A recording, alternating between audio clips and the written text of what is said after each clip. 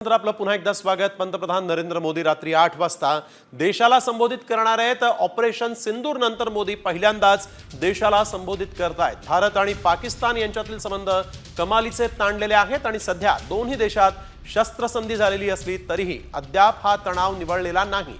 पाकिस्तानने काही कुरापती केल्या तर त्याला चोख प्रत्युत्तर देण्यास भारतीय सेना सज्ज आहे। त्यामुळे रात्री 8 वाजता पंतप्रधान नरेंद्र मोदी काय बोलतात याकडे संपूर्ण देशासोबतच जगाचंही लक्ष लागलेलं आहे।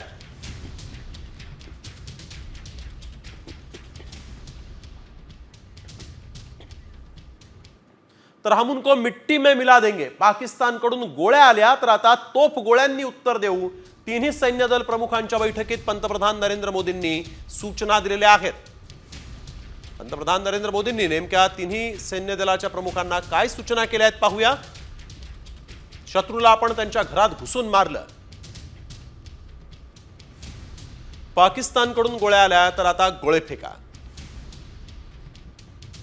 हम उनको मिट्टी में मिला देंगे। मोदींच्या तिन्ही सैन्य दलाच्या प्रमुखांना या सूचना गेलेल्या आहेत।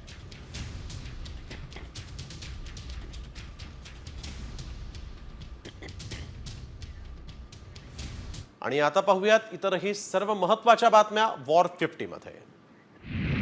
पाकिस्तानच्या हल्ल्याला भारताने चोख प्रत्युत्तर देत चीन-मेड मिसाइल्स तुर्कीचे ड्रोन हवेतच उद्ध्वस्त केल्याची माहिती एअर फोर्सने दिली आहे। पाकिस्तानची अवस्था कशी बिकट केली हे पत्रकार परिषदेत दाखवण्यात आलं। पाकिस्तानचे PL-15 मिसाइल देखील उद्ध्वस्त करण्यात भारताला यश आलेलं आहे।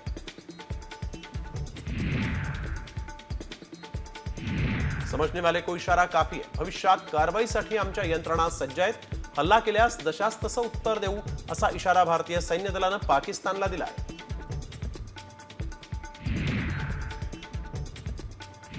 इंडियन नेव्हीने व्हिडिओ जारी केलेला आहे। अरबी समुद्रात इंडियन नेव्ही युद्धाभ्यास करतानाचा हा व्हिडिओ आहे। समुद्री मार्गातून आगळीक केली तर तुम्हाला जशास तसं उत्तर देऊ असं या व्हिडिओतून इंडियन नेव्हीने पाकिस्तानला इशारा देताना बजावलाय।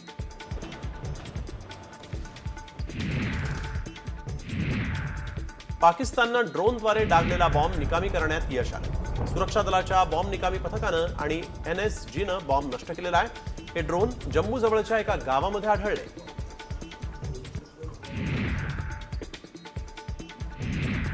भारतीय पायलटला ताब्यात घेतल्याची बातमी पूर्णपणे खोटी आहे। या संदर्भात पाकिस्तानी सैन्यानंच कबुली दिली।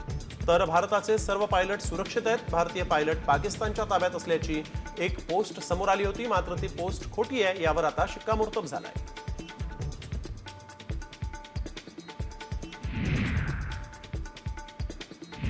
पाकव्याप्त काश्मीरबाबत भारतानं आरपारची भूमिका घेतल्याची माहिती आहे। भारताचं पुढचं पाऊल POK परत घेणं हेच असल्याचं बोललं जात आहे। पाकिस्तानसोबत फक्त POKवर चर्चा होणार अशी भारताची भूमिका आहे आणि यामध्ये तिसऱ्या मध्यस्थीची गरज नाही असंही भारतानं सुनावलंय। ऑपरेशन सिंदूर फक्त दहशतवाद्यांना लक्ष्य करण्यासाठीच होतं असं संरक्षण दलाकडून स्पष्ट करण्यात आलं। भारतानं 3 दिवसात 35 ते 40 पाकिस्तानी सैनिक ठार केले। त्यांची अनेक अत्याधुनिक विमानही पाडली। इस्लामाबादच्या जवळील महत्त्वाचं लष्करी तळ उद्ध्वस्त केलं अशी माहितीही या दलाकडून देण्यात आली आहे। वायुदलाच्या वर्दीत वावरणाऱ्या दोघांना अटक करण्यात आली। पंजाबमधून दोघांना अटक करण्यात आली आहे। सुखप्रीत सिंग आणि सूरज सिंग अशी या दोघांची नावं आहेत। संशयितपणे वावरत असल्यामुळे त्यांना ही अटक झाली आहे। युद्धबंदीनंतर आता पाकिस्तानच्या नापाक हरकतींवर इस्रोची कडक नजर असणार आहे।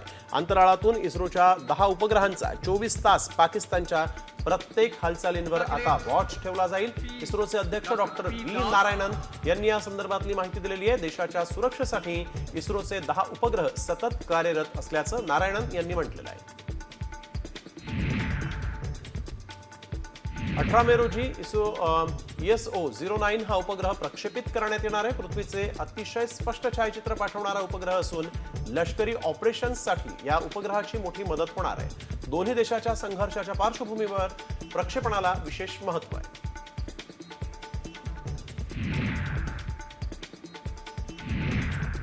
पाकिस्तानला त्यांचा एअरबेस बंद करावा लागला। 10 मे पासून 18 मे पर्यंत हा एअरबेस आता बंद राहणार आहे। पाकिस्तानच्या हवाई प्राधिकरणाने नोटाम जारी केलेला आहे आणि या धावपट्टीवर विमानाचं उड्डाण आणि लँडिंग होऊ शकत नाही असं पाकिस्तानकडून सांगण्यात आलेलं आहे.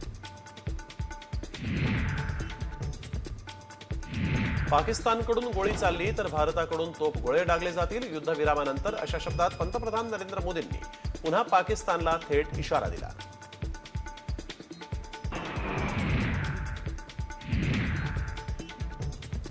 भारतीय सैन्यानं अद्दल घडवल्यानंतर पाकिस्तान वठणीवर आलाय. रात्रभर पाकिस्तानकडून कुठलीही आगळीक झालेली नाही.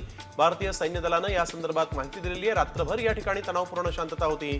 मागच्या काही दिवसांमध्ये पहिल्यांदाच एक रात्र कुठल्याही सैनिकी कारवाईशिवाय, हल्ल्याशिवाय किंवा प्रत्युत्तराशिवाय पार पडली आहे.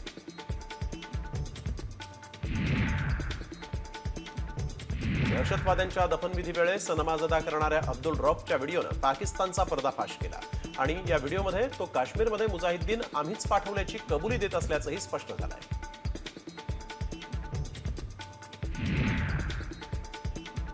भारताच्या कारवाईमध्ये कंदहार विमान अपघात आणि पुलवामा हल्ल्यातील मास्टरमाइंड युसुफ अझहरचा खात्मा केल्याची माहिती भारतीय लष्करानं दिलेली आहे. या कारवाईमध्ये पाकिस्तानचे 100हून अधिक दहशतवादी ठार झाले. तसंच या कारवाईत पाकिस्तानचे 35 ते 40 सैनिक ठार झालेत. यामध्ये काही अधिकाऱ्यांचाही समावेश आहे.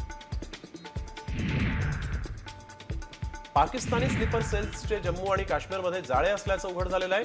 जम्मू आणि काश्मीरच्या राज्य तपास यंत्रणेनं 20 वेगवेगळ्या ठिकाणी छापेमारी केली. यावेळेस अनेक लोकांना ताब्यात घेतलं गेलंय. त्यांच्याकडून आक्षेपार्ह साहित्य जप्त केल्याचं कळत आहे. जम्मू काश्मीरच्या रियासीमध्ये चिनाब नदीवर असलेल्या सलाल धरणाचा आणखीन एक दरवाजा भारतानं उघडला. याआधी बगलिहार बांधाचे अनेक दरवाजे उघडण्यात आले होते. तर पहलगाम हल्ल्यानंतर भारतानं पाकिस्तानसोबतचा सिंधू जल करार स्थगित केलेला आहे.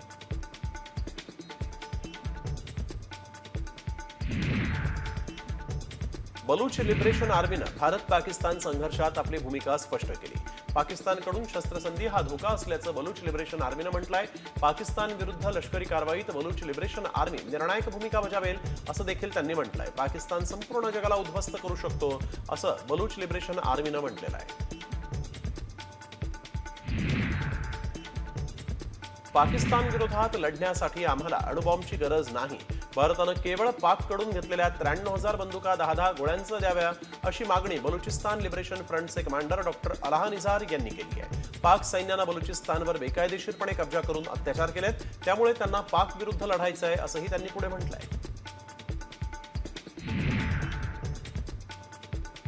पाकिस्तानच्या बलुचिस्तान प्रांतात भूकंपाचे तीव्र धक्के जाणवलेले आहेत आणि या भूकंपाची तीव्रता 4.6 रिश्टर स्केल असून त्याचं केंद्र जमिनीपासून 10 किलोमीटर अंतरावर होतं. गेल्या आठवड्याभरामध्ये पाकिस्तानात तिसऱ्यांदा भूकंपाचे धक्के जाणवले.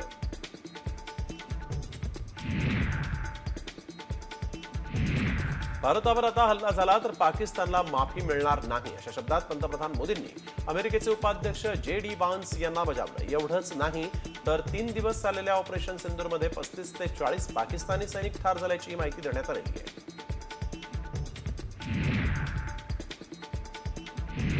काश्मीरमध्ये लुडबुड करणाऱ्या डोनाल्ड ट्रम्प यांना भारतानं इशारा दिला. कुणाच्याही मध्यस्थीची गरज नसल्याचं भारतानं म्हटलेलं आहे. भारत पाकिस्तान यांच्यातला काश्मीर प्रश्न सोडवायला आपण मदत करू असं वक्तव्य अमेरिकेचे राष्ट्राध्यक्ष ट्रम्प यांनी केलं होतं.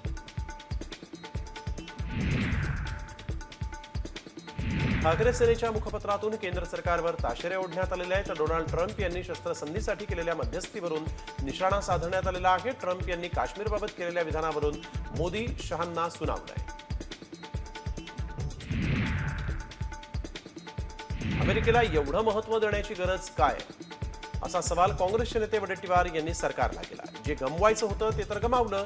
युद्धविरामाबाबत अनेक शंका उपस्थित केल्या आहेत. पाकची भारताशी युद्ध करण्याची अवकात नसताना भारताला मागे येण्याची काय गरज होती असा सवाल वडेट्टीवार यांनी उपस्थित केला आहे. पाकिस्तान आणि भारतातील शस्त्रसंधी दरम्यान तिसऱ्याला तोंड घालण्याची काय गरज असा संतप्त सवाल शरद पवारांनी उपस्थित केला. शिमला करारानुसार दोन्ही भारत आणि पाकिस्तानच्या प्रमुखांनीच बोलणं अपेक्षित आहे. तिसरी व्यक्ती यात बोलू शकत नाही असं देखील ट्रम्प यांच्या मध्यस्थीबाबत पवारांनी म्हटलंय.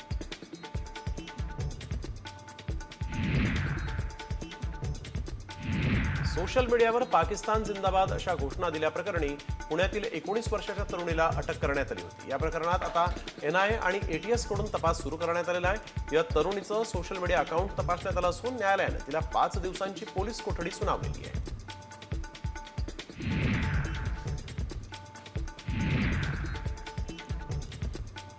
सध्याची परिस्थिती सुरळीत झाली असली तरी जम्मूतील शाळा मात्र उद्या बंदच राहणार आहेत। वैद्यकीय महाविद्यालय वगळता जम्मू प्रांतातील सर्व शाळा महाविद्यालय आणि शैक्षणिक संस्था बंद राहणार असल्याची माहिती विभागीय आयुक्तांनी दिलेली आहे।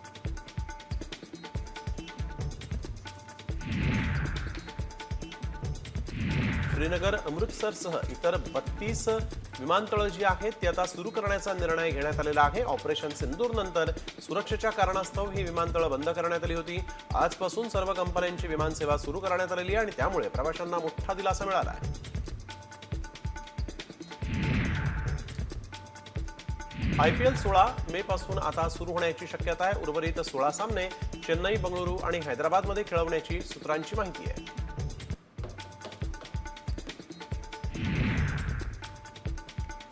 तुर्कीच्या सफरचंदावर पुण्यातील व्यापाऱ्यांनी बहिष्कार टाकला। दरम्यान इराणमधून येणाऱ्या सफरचंदाचे दर वाढलेले आहेत। घाऊक बाजारात 10 किलो सफरचंदामागे 200 ते 300 रुपयांची वाढ झाली।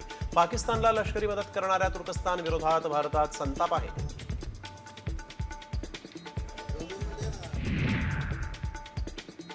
युद्धजन्य परिस्थिती निवळताच पंढरपुरात दर्शनासाठी गर्दी वाढलेली आहे। राज्यातल्या अनेक तीर्थक्षेत्रांवर हाय अलर्ट जारी करण्यात आला आहे, त्यामुळे भाविकांची संख्याही रोडावली आहे। तणाव थोडा कमी झाल्यामुळे विठू माऊलीच्या दर्शनाला गर्दी वाढलेली आहे। दर्शनासाठी किमान 4 ते 5 तास लागत आहेत।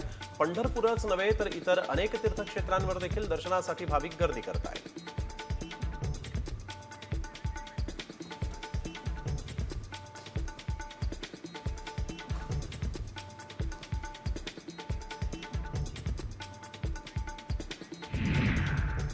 तर एक महत्त्वाची बातमी, छत्रपती संभाजीनगर जिल्ह्यातील करमाड इथं वादळी वाऱ्यांचं गारांचा अवकाळी पाऊस झाला आणि यावेळेस पावसाच्या पाण्यात टरबूज वाहून जातानाचा एक व्हिडिओ समोर आलेला आहे। या व्हिडिओमध्ये एक लहान विक्रेता टरबूज वाचवण्यासाठी धडपड करतानाही दिसतोय।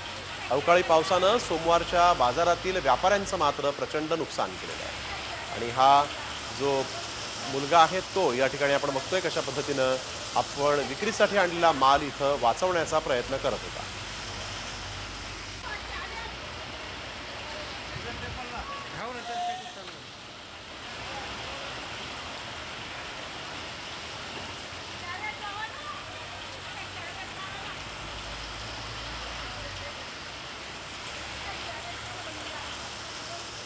आणि आता पाहूयात इतरही महत्त्वाच्या बातम्या टॉप 50 मध्ये। जालन्याच्या भोकरदनमध्ये जोरदार अवकाळी पाऊस झाल्यामुळे भर उन्हाळ्यात नदी नाल्यांना पूर आलाय। सोयगाव देवी, कुंभारी, बेलोरा, गारखेडासह आसपासच्या परिसरामध्ये अवकाळी पावसानं चांगलंच झोडपून काढलं।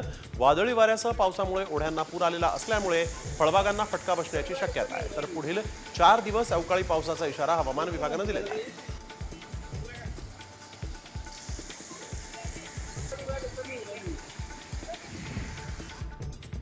बीड शहरात अचानक सुटलेल्या वादळी वाऱ्यामुळे पेट्रोल पंपाचं छत अचानक कोसळलं। पंपाचं छत कोसळल्यानं पेट्रोल भरण्यासाठी आलेल्या दोघांना दुखापत झाली आणि या ठिकाणी काम करणाऱ्या कर्मचाऱ्यांना जीव मुठीत घेऊन काम करण्याची वेळ आली। दोन्हीही व्यक्तींना रुग्णालयामध्ये उपचारासाठी दाखल करण्यात आलेलं आहे। धाराशिवमध्ये अवकाळी पावसानं जोरदार हजेरी लावलेली आहे। जिल्ह्यातील येडशी, येरमाळा, भूम या परिसरामध्ये वादळी वाऱ्यासह अवकाळी पावसाला सुरुवात झाली। या अवकाळी पावसामुळे उष्णता कमी झाली असली तरी शेतकऱ्यांच्या फळबागांचं मोठ्या प्रमाणात नुकसान झालंय। जालना जिल्ह्यामध्ये विजेच्या कडकडाटासह अवकाळी पावसानं जोरदार हजेरी लावली आणि यामुळे फळबाग उत्पादक शेतकऱ्यांना मोठा फटका बसणार असून उत्पादनामध्ये घट होण्याची शक्यता आहे। तसंच हवामान विभागाकडून जालना जिल्ह्याला येलो अलर्ट देण्यात आलेला आहे। पुढील 4 दिवस पाऊस असल्यामुळे शेतकऱ्यांची चिंता अजूनच वाढलेली आहे। सोलापूर जिल्ह्यातील बार्शी शहर आणि पानगाव परिसरामध्ये मुसळधार पावसानं हजेरी लावली। वादळी वाऱ्यासह जोरदार अवकाळी पाऊस बरसलाय। सोलापूर जिल्ह्यात हवामान खात्याकडून 3 दिवस अवकाळी पावसाचा अंदाज व्यक्त केला होता, मात्र या अवकाळी पावसाचा फळबाग शेतीला फटका बसण्याचीही शक्यता आहे। अहिल्यानगर जिल्ह्यातील कोपरगाव शहरामध्ये जोरदार पावसानं हजेरी लावली। शहरामध्ये बाजाराचा दिवस असल्यानं बाजारपेठेत गर्दी होती, मात्र अचानक पाऊस आल्यामुळे नागरिकांची चांगलीच धावपळ उडाली। मात्र उकाड्यापासून नागरिकांना मोठा दिलासा मिळाला आहे। नाशिकच्या मनमाड शहर आणि परिसरात वादळी वाऱ्यासह पावसानं जोरदार हजेरी लावली। विजांच्या गडगडाटासह मुसळधार पाऊस झाला। पावसानं शहरातील काही भागांमधील रस्त्यांवर मोठ्या प्रमाणात पाणी साचलं होतं, तर पांझण नदीला पाणी आल्यानं नदी जी आहे ती वाहू लागली होती। नाशिक शहराला पावसाचा 2 दिवस येलो अलर्ट जारी करण्यात आलेला आहे। तसंच रविवारी झालेल्या मुसळधार पावसामुळे वेगवेगळ्या भागात सुमारे 25हून अधिक झाडांची पडझड झाल्याची माहिती अग्निशमन दलानं दिलेली आहे. काही ठिकाणी रिक्षा आणि मोटारींवर झाडं कोसळल्यामुळे नुकसान झालंय. वळवाच्या पहिल्या पावसानं पन्हाळगडाच्या मुख्य रस्त्यावर तटबंदीच्या शिळा कोसळल्या. तर पन्हाळ्यावर येणाऱ्या जाण्यासाठी म्हणून हा रस्ता जो आहे तो एकमेव पर्याय आहे. या रस्त्यावर दरवर्षी पावसाळ्यात लहान मोठे दगड कोसळतात, पण वळवाच्या पहिल्या पावसातच तटबंदीतील शिळा कोसळल्या आहेत. अवकाळी पावसामुळे नांदेडच्या स्थलांतरित कौठा बस स्थानकामध्ये चिखल साचला आणि त्यामुळे प्रवाशांना नाहक त्रास सहन करावा लागतोय. एसटी बस अक्षरशः रस्त्यावर लागत असल्यानं कोणती बस कुठे जाते हे सुद्धा प्रवाशांना कळायला मार्ग नाही.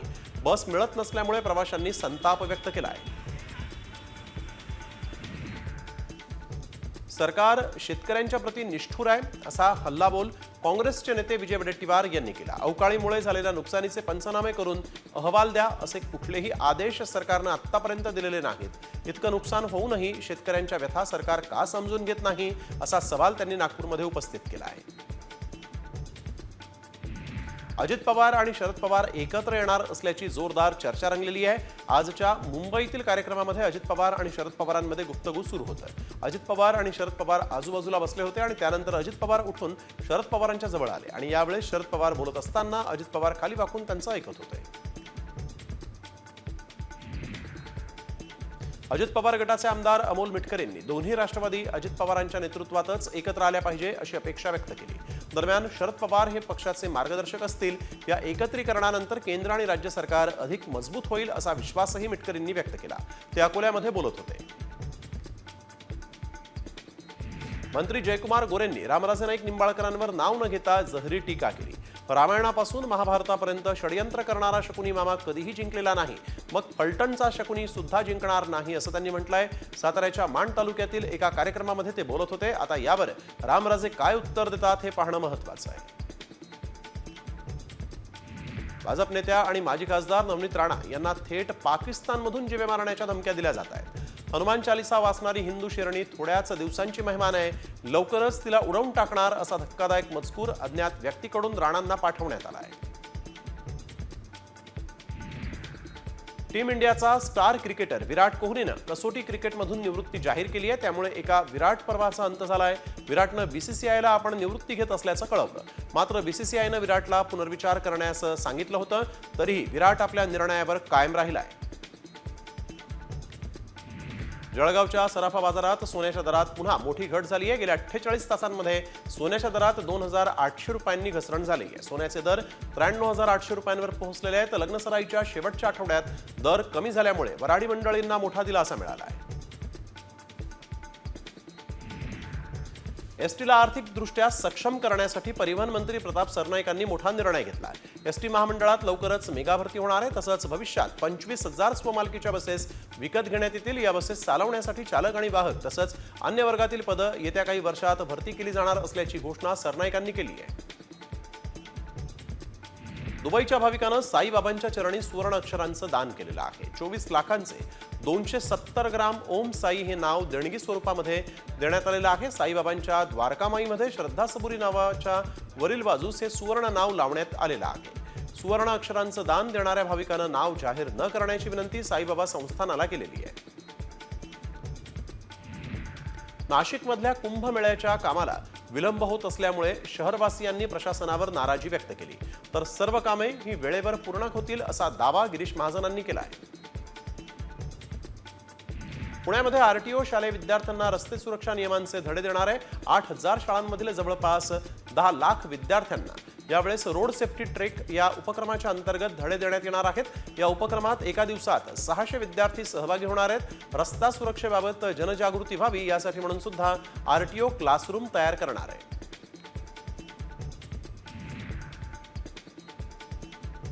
तर कोल्हापूर विमानतळ परिसरातून जाणारा उजळाईवाडी तामगाव रस्ता कोल्हापूर जिल्हाधिकाऱ्यांच्या आदेशानं बंद करण्यात आलेला आहे. मात्र या रस्त्याला वाहतुकीसाठी पर्यायी रस्ता न दिल्यामुळे नागरिकांनी आंदोलन छेडलं होतं. आम्हाला आता तत्काळ दुसरा रस्ता उपलब्ध करून द्यावा अशी मागणी या गावकऱ्यांनी केलेली आहे. बारामतीमधल्या इंदापुरातील बावडा टोल नाक्यावर स्थानिकांनी आंदोलन केलं. बावडा गावातील स्थानिकांना या टोल नाक्यावर मोफत प्रवास देण्यात यावा या मागणीसाठी आंदोलन करण्यात आलं। या संदर्भातील लेखी निवेदन आंदोलकांच्या वतीनं भारतीय राष्ट्रीय महामार्ग प्राधिकरणाला देण्यात आलं आहे। रायगड जिल्ह्यातील म्हसळा तालुक्यातील गावात ग्रामदेवीची आरती सुरू असताना ग्रामस्थांवर मधमाशांनी हल्ला केला। मधमाशांनी केलेल्या हल्ल्यामध्ये 42 ग्रामस्थ जखमी झाल्याची माहिती समोर आलेली आहे। जखमींमध्ये 13 लहान मुलांचा समावेश असून जखमींवर ग्रामीण रुग्णालयामध्ये उपचार सुरू आहेत।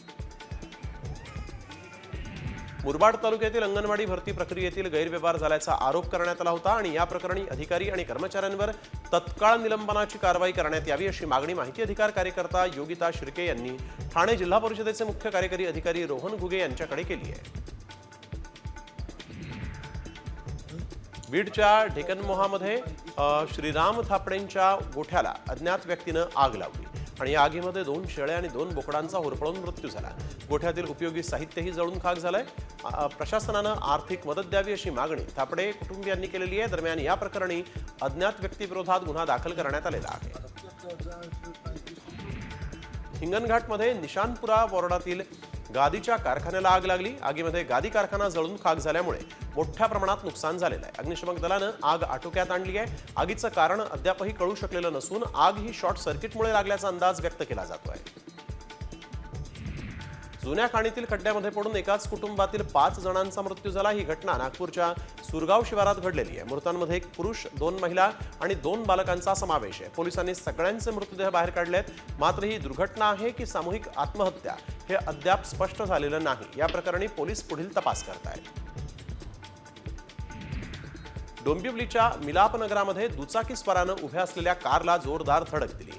हा अपघात सीसीटीव्हीमध्ये कैद झाला असून दुचाकीस्वार मद्यधुंद अवस्थेत असल्याची माहिती समोर आली आहे। दुचाकीनं दिलेल्या धडकेमध्ये कारचं नुकसान झालं असून दुचाकीस्वार जखमी झाला। या प्रकरणी संबंधित कार चालकानं तक्रार दाखल केली असून पोलीस पुढील तपास करतायत। मुंबई अहमदाबाद राष्ट्रीय महामार्गावर कंटेनर चालकाचं नियंत्रण सुटल्यामुळे भीषण अपघात झाला। नियंत्रण सुटलेला कंटेनर थेट 4 चाकी वाहनावर धडकला। एकाच कुटुंबातील 6 जण जखमी झालेत तर एकाचा जागीच मृत्यू झालाय। जखमींमध्ये 4 चिमुकल्या मुलांचाही सहभाग आहे। जखमींवर रुग्णालयामध्ये उपचार सुरू आहेत। पिंपरी चिंचवडच्या वाल्हेकरवाडीमध्ये अल्पवयीन तरुणीची चाकूनं भोसकून हत्या करण्यात आलेली आहे। ही हत्या मामा भाच्यांनी मिळून केल्याचं पोलीस तपासामध्ये समोर आलं। आरोपी उदयभान यादव आणि त्याचा भाचा अभिषेक यादव या दोघांना पोलिसांनी बेड्या ठोकल्यात। आर्थिक संबंधांच्या वादातूनच हत्या केल्याचा आरोप आता होत आहे। जुन्या भांडणाच्या रागातून 17 वर्षीय बाल गुन्हेगार मुलाची हत्या करण्यात आली। ही घटना पिंपरी चिंचवडच्या दिघी परिसरात घडली आहे। सोहम शिंदे असं हत्या केलेल्या या बाल गुन्हेगाराचं नाव आहे। या प्रकरणी 3 आरोपींना अटक करण्यात आली असून प्रकरणाचा पुढील तपास पोलीस करतायत।